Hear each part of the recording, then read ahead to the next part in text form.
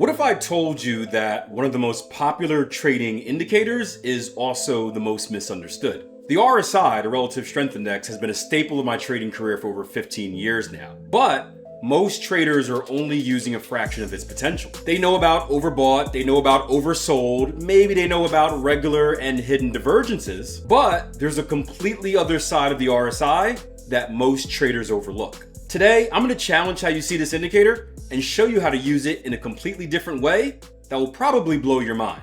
Let's learn to trade. I've looked at this, but never looked into it deep enough to make it a thing. But the trader brain of mine says this, right? If you're looking, so we have a case like this where we were looking for a bearish continuation trade, right? We did the analysis earlier. We're looking for price action, the pullback. We had our hidden divergence. We had our RSI overbought. We had all the things that we needed to have, except we missed one thing. And that would be our reason for entry, right? You guys know I favor the lower low, lower close, something like this over here. We did not get a lower low, lower close. So this is a trading opportunity where it's like, man, we did everything right, but I couldn't get involved because I didn't get my reason for entry. Something I've looked at is, and you guys know I'm real nerdy about the RSI. I've been using the RSI since I was in trading diapers, and I know a lot about it because it's really the only indicator that I use. So we also had this conversation yesterday about the best way to use an indicator isn't necessarily the common way, right? What's the first thing when you think about when you think about an RSI, right? You think about overbought and oversold. That's the common way, right?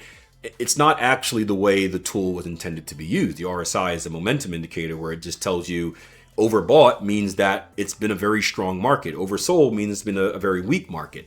Now, again, you can use for exhaustion purposes. I can see the reversals, but it's just like we've created the RSI to do one thing when the truth is it can do many things. So something that it does is it gives pretty good clues about what price action is likely to do. And without making this a whole thing, one of those clues is the head and shoulders. So if you're trading head and shoulders, whether you're slanted trend line or horizontal trend line, you can perhaps look to use the RSI in the same way you would use the head and shoulders. So your entry would be once that RSI violates the neckline, whether it's slanted or horizontal. So let's say you're using slanted, right? Well, the RSI broke the neckline of its head and shoulders right here. So boom, that would be your entry reason right there. Does that make sense? Now, if you thought that was interesting, this next part is going to take you to a completely different level. But remember, the best traders aren't just rule followers, they are creative thinkers. And the best way to use an indicator isn't necessarily the most popular way. So I want you to keep an open mind when it comes to this next concept.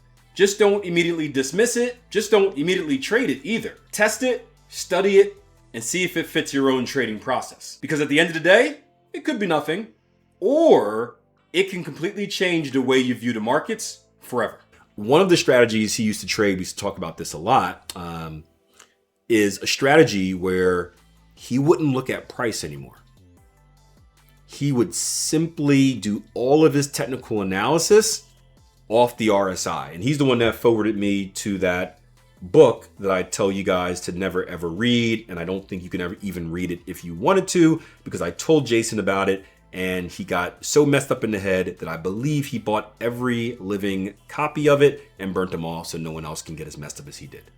But he's the one that forwarded me to that book that really talked about, I used to call it alternative ways to use the RSI, but the more I think about it, it's probably the intended way to use the RSI before the internet world has simplified it.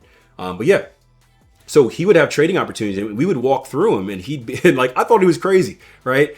He'd walk through it and be like, all right, Akil, here we go. Watch this. He'd be like, Akil, price action came down.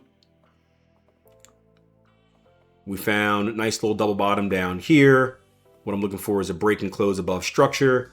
All right, got a break and close above structure. I want to retest. All right, buying the retest right here.